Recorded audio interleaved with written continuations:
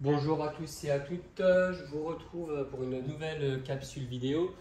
Je souhaitais poursuivre un petit peu ce qui a été dit dans la précédente capsule vidéo avant de définir de nouvelles choses. Alors, ça n'avait pas été précisé dans la précédente capsule vidéo, mais la constante d'équilibre associée à l'équation de l'autoprotolyse de l'eau, appelée produit ionique. D'ailleurs, on avait établi l'expression précédemment. Tout comme pour la constante de réaction, au chapitre précédent, on a parlé de la constante, de la constante d'équilibre. Au précédent chapitre, on a parlé de la constante d'équilibre associée à un équilibre chimique, de manière générale. Et on avait vu que c'était une grandeur sans unité, de même que le quotient de réaction. Le quotient de réaction défini dans le chapitre précédent, on avait vu aussi que c'était une grandeur sans unité. Eh bien, le produit ionique de l'eau, qui n'est rien d'autre qu'une constante d'équilibre particulière, eh bien, ce sera une grandeur sans unité. Alors, vous allez peut-être trouver cela étrange, vous dites, mais comment ça se fait que j'ai des moles par litre si je veux vérifier d'un point de vue homogénéité des unités, mol par litre multiplié par mol par litre, vous dites ça ne va pas me donner à la fin une grandeur sans unité. Mais en fait, c'est parce que on a allégé l'écriture. En réalité, il faudrait qu'on divise toutes les concentrations. Il faudrait faire de même en fait. Au niveau de l'expression des quotients de réaction QR et des constantes d'équilibre KT vues au chapitre précédent. Mais c'est plutôt pour alléger l'écriture, parce qu'effectivement, il est sous-entendu, mais nous on ne le fera pas apparaître. En fait, il est sous-entendu que toutes les concentrations molaires sont divisées par la concentration molaire standard. D'accord? Et si on n'oublie pas cela, l'idée que la constante d'équilibre est une grandeur sans unité, ce n'est guère choquant, parce que la concentration molaire standard qui vaut 1 mol par litre, donc c'est homogène à une concentration molaire en mol par litre. Et là, vous retrouvez l'idée que effectivement cette relation est homogène du point de vue des unités, parce que mol par litre pour la concentration en ion oxonium divisé par des mols par litre, ce qui veut dire que cet ensemble-là est une grandeur sans unité. Vous retrouvez la même idée ici, les ions hydroxydes qui s'expriment en mol par litre, divisé par la concentration molaire standard, 1 mol par litre, 1 mol par litre, 1 mol par litre divisé par mol par litre. Donc effectivement, c'est un sous-entendu qu'on ne fait pas apparaître. Et donc ça vous donnera, pour la constante d'équilibre, produit ionique de l'eau, à la fin une grandeur sans unité. C'est la même chose pour le quotient de réaction. Dans les expressions de quotient de réaction et de constante d'équilibre vues au chapitre précédent, on n'a pas fait apparaître les divisés par C0 afin d'alléger l'écriture. D'ailleurs, moi, je ne ferai pas apparaître ici le C0 pour avoir des expressions plus simples à utiliser. Mais n'oubliez pas que la constante d'équilibre, le quotient de réaction et puis le produit ionique de l'eau sont des grandeurs sans unité. On retrouvait la même idée ici au chapitre numéro 1 quand on a défini le pH. On divisait par C0 afin d'avoir à la fin une grandeur ici qui était sans dimension. Donc on a fait apparaître la concentration molaire standard lors du chapitre 1, lorsqu'on a défini le pH. Et ensuite, afin d'alléger les écritures, il a été fait le choix de ne plus faire apparaître le C0. Alors, selon les ouvrages que vous allez consulter, des fois le C0 apparaît, surtout pour les quotients de réaction, constante d'équilibre et produit ionique de l'eau. Et parfois, dans d'autres ouvrages, il a été fait le même choix, c'est-à-dire de ne pas faire apparaître C0 qui est sous-entendu. Alors, poursuivons le cours après avoir évoqué cette petite parenthèse. Alors, le produit ionique de l'eau est-il quelque chose qui est constant ou alors est-ce une valeur qui peut changer, le produit ionique de l'eau? Alors, vous avez un élément de réponse parce qu'on a défini le produit ionique de l'eau, on l'a dit tout à l'heure, le produit ionique de l'eau noté KE, ce n'est rien d'autre. Donc, le produit ionique de l'eau noté KE, donc le produit ionique de l'eau noté KE, ce n'est rien d'autre qu'une constante d'équilibre. qu'on avait noté au chapitre précédent, KT. Et on a bien expliqué que la constante d'équilibre ne dépendait pas de la composition du système chimique à l'état initial. Qu'importe la composition du système chimique à l'état initial, le quotient de réaction tendait vers une valeur asymptotique qu'on appelait justement la constante d'équilibre, qu'on notait KT, mais qui dépend uniquement de la température. La constante d'équilibre ne dépend pas de la composition du système chimique à l'état initial, néanmoins la constante d'équilibre dépend de la température. Alors le tableau que je suis en train de vous montrer, le tableau de valeurs, indique différentes valeurs du produit ionique selon la température. Par exemple, à 25 degrés Celsius, donc je vais peut-être le noter ici, la valeur, à 25 degrés Celsius, la valeur du produit ionique de l'eau, donc je le note, d'après le tableau de valeurs, à 25 degrés Celsius, virgule, KE vaut 1,0 fois 10 puissance moins 14, sans unité. D'accord? Donc voici la valeur de KE à cette température. Alors revenons-en au cours afin de définir une grandeur dérivée. On va définir une grandeur qui dérive du produit ionique de l'eau KE. D'accord? Et cette grandeur qui dérive du produit ionique noté KE, c'est ce qu'on appelle le pKe. Donc à partir de la valeur du produit ionique de l'eau, je note à 25 degrés, ici on avait noté 1,0 fois 10 puissance moins 14 à 25 degrés Celsius. Donc sachez que, alors je vais isoler un petit peu cette valeur. Donc, par exemple, à partir de la valeur du KE, du produit ionique de l'eau, à 25 degrés Celsius, on va découvrir une relation qui va nous permettre de définir ce qu'on appelle le pKe. Et donc, par exemple, on va pouvoir définir le pKe à 25 degrés Celsius. Alors, quelle est la relation? Eh bien, le pKe, par définition, c'est une définition, ça fait office de définition pour le pKe.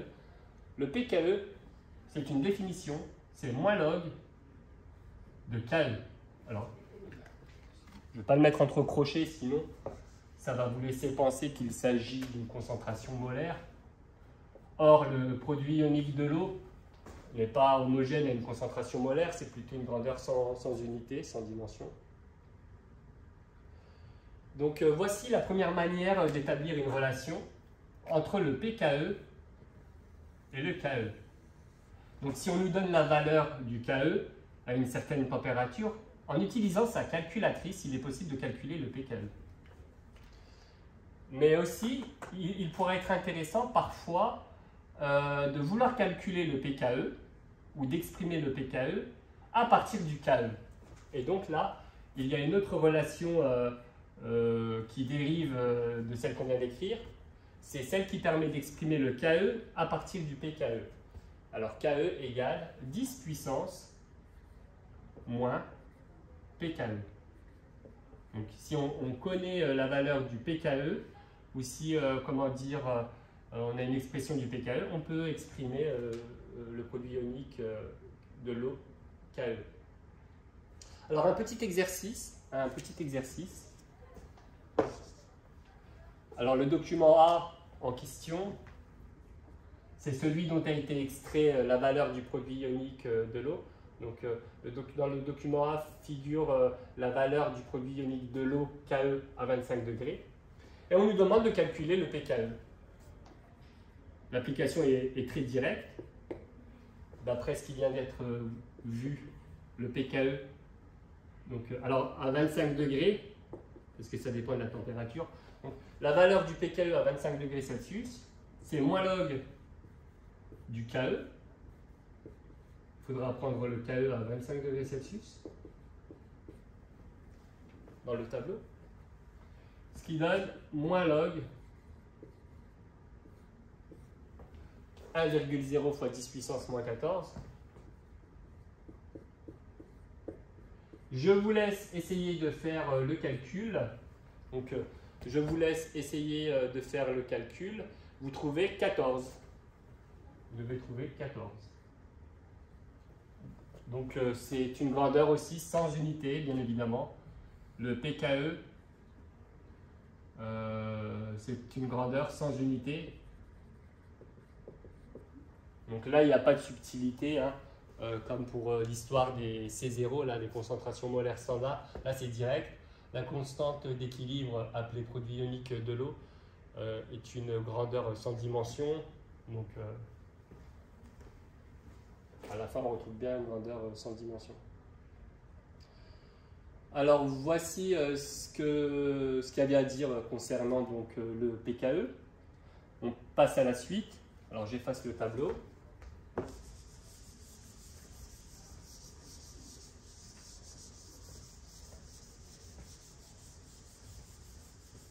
La suite, de quoi s'agit-il? Quelle est la remarque qui est à faire en rapport donc avec ce cours? Oui. Donc, la chose remarquable à faire remarquer, consiste à reprendre l'idée qu'on avait déjà évoquée.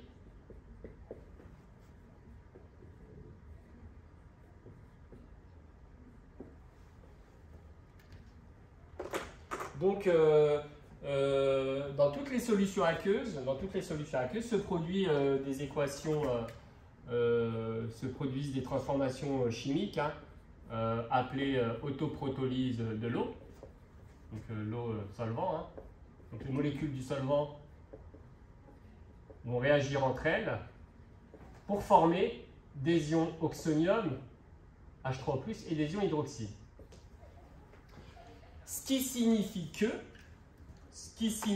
que, et donc ça il faudra avoir ça à l'esprit, qu'importe toute solution aqueuse contiendra forcément, toute solution aqueuse, il s'agit d'un équilibre, hein, donc toutes les espèces chimiques sont présentes dans le système à l'état final, hein, donc à l'équilibre.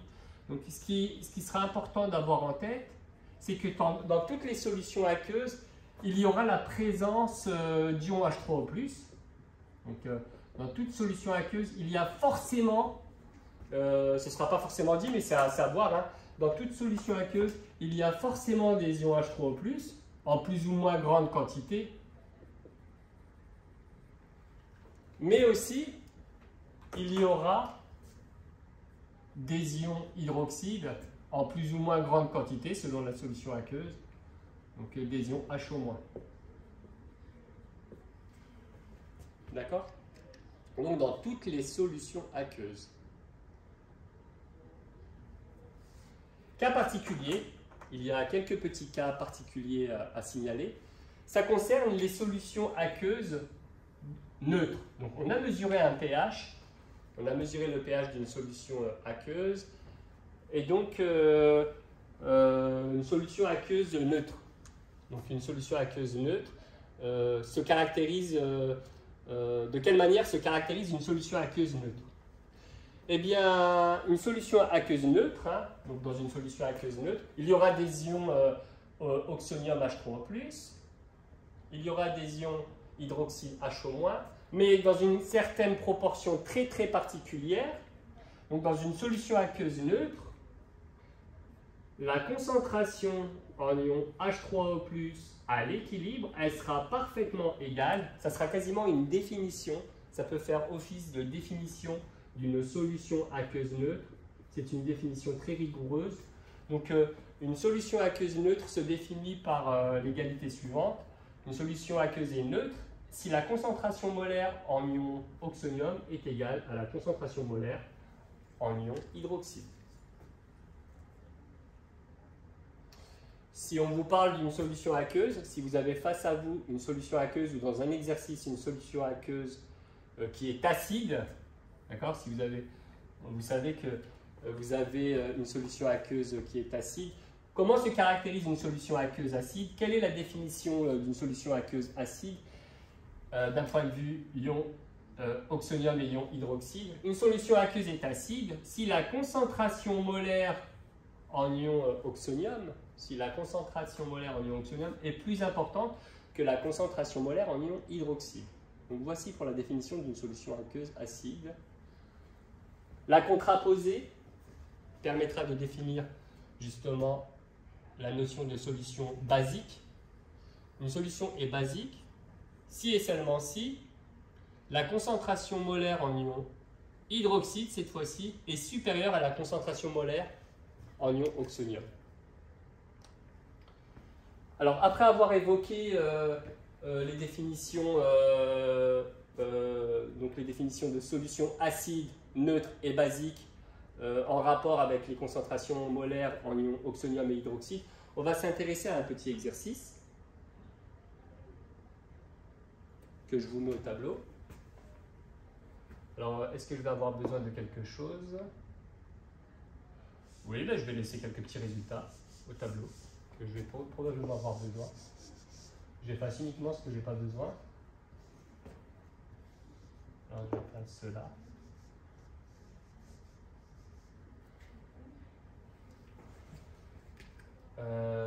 Oui, si c'était...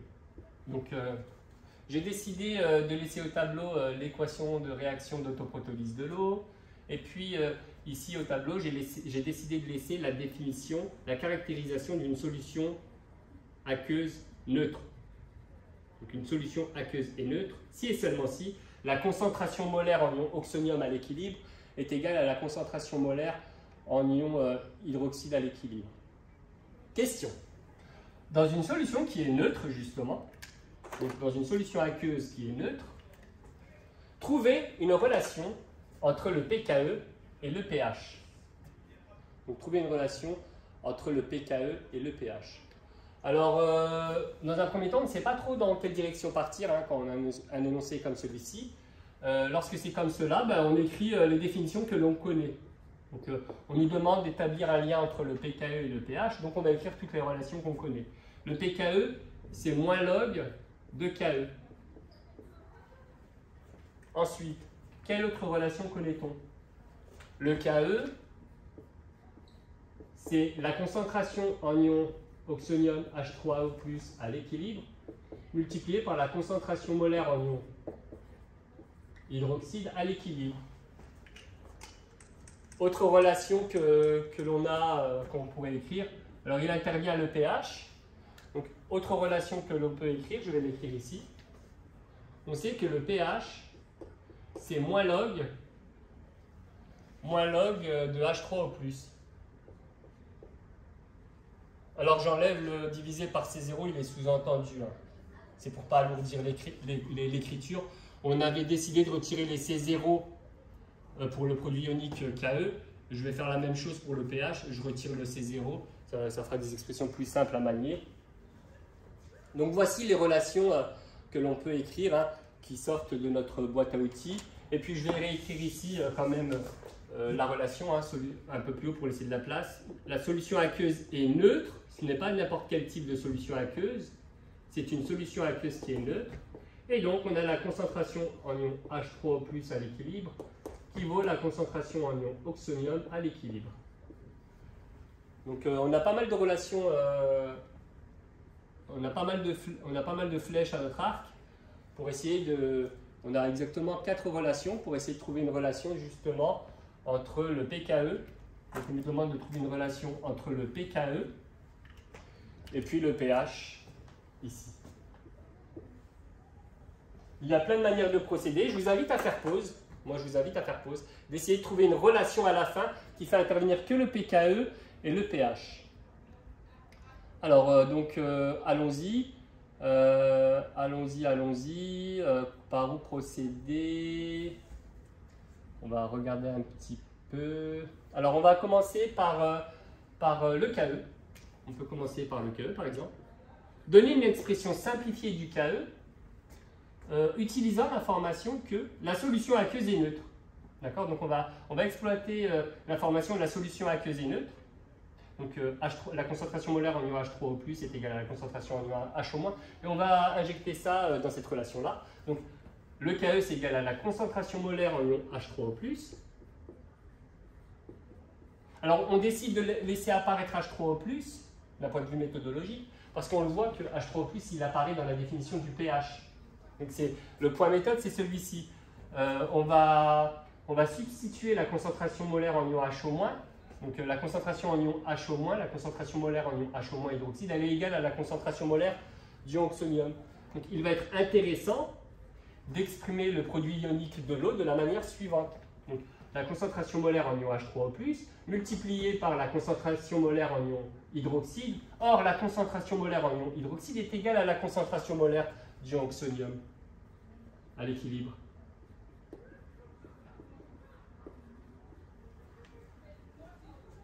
Alors, cela donne la concentration molaire en ion oxonium à l'équilibre au carré. D'accord? Donc, je retire ici un petit peu pour que ça apparaisse mieux. Donc, voici une première relation. Alors, la suite, que peut-on faire? Une fois qu'on a trouvé que Ke, c'est égal à la concentration molaire en ion oxonium à l'équilibre au carré. Que peut-on faire? Eh bien, on peut utiliser la relation du pH, simplifiée. Alors, je vais peut-être écrire en haut. Je vais avoir besoin de place. Je vais réécrire ici la relation et puis je vais effacer. Donc, on vient de montrer que le produit ionique de l'eau Ke, c'est égal à la concentration molaire en ion oxonium à l'équilibre au carré. Et donc là, on va utiliser le fait que le pH, c'est moins log de la concentration molaire en ion H3O+. Ça va faire pH égale moins log. Donc la concentration molaire en ion H3O+, c'est racine carrée de Ke. Donc racine carrée de Ke. Alors, il y a une autre manière d'écrire les racines carrées. Alors, je vais l'écrire. Autre manière d'écrire les racines carrées. Une racine carrée, c'est une puissance 1/2 en fait. Ça, c'est un résultat qui est toujours valable. Une racine carrée, c'est pareil qu'une puissance 1/2. Donc, on a le pH qui est égal à moins log de Ke. Il n'y a que le Ke qui a la puissance 1/2. Moins log du Ke à la puissance 1/2. Alors je vais effacer pour avoir de la place. On y est presque, il reste une petite étape. Il reste juste une petite étape.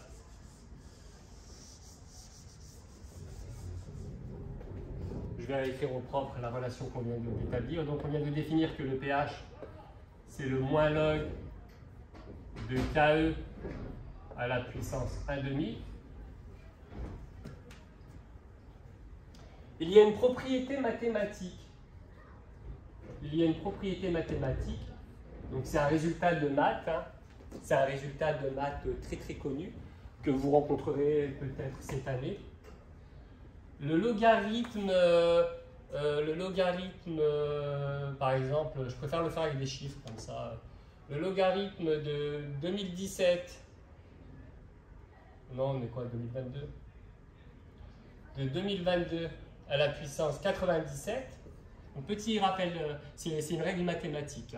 Le log, il se comporte de manière particulière avec les puissances. Le log de 2022 à la puissance 97, ben, c'est égal à, on a le droit d'écrire ça, c'est autorisé. On peut descendre la puissance, l'exposant, on peut le descendre. Alors l'exposant, il peut être positif ou négatif. Dans tous les cas, on peut le descendre. D'accord? Donc, petite règle mathématique. Donc, le logarithme d'un nombre constitué d'un exposant, ben, l'exposant, on peut le placer devant le log. Et bien là, il y a un exposant qu'on va pouvoir placer devant le log, ce qui va donner que le pH, il est égal donc, à moins log, enfin moins 1/2 de log. On a dit qu'on descendait le 1/2. Donc moins 1/2 de log de Ke. D'accord? Ou alors on peut écrire ça un petit peu autrement. C'est égal à 1/2 multiplié par le moins, je vais le mettre ici, moins log, ça revient au même, hein, moins log de KE. D'accord? C'est la même expression, sauf que le moins, on a décidé de le mettre devant le moins log, c'est autorisé.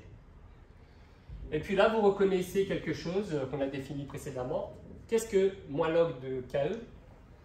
Eh bien, moins log de KE, par définition, c'est une définition. Moins log de KE, c'est la définition du PKE. Ce qui veut dire que, on vient de montrer que, c'est-à-dire que, nous venons de montrer que, pour une solution aqueuse, neutre, si on a une solution aqueuse neutre, eh bien, le pH, il est égal à 1,5 de PKE.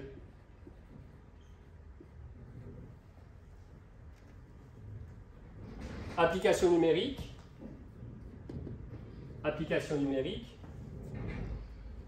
Alors, du coup, vous constatez que le pH d'une solution aqueuse neutre, donc le pH d'une solution aqueuse neutre, il dépend de la température, en fait, en réalité. D'accord? Le pH d'une solution aqueuse neutre, il n'est pas toujours égal à 7. Ça dépend de la température. Étant donné que le KE, lui, dépend de la température. Le KE dépend de la température. Et donc le pH dépend aussi de la température. Alors, quelle est la valeur du pH à 25 degrés Celsius d'une solution aqueuse neutre? Montrons un résultat très connu.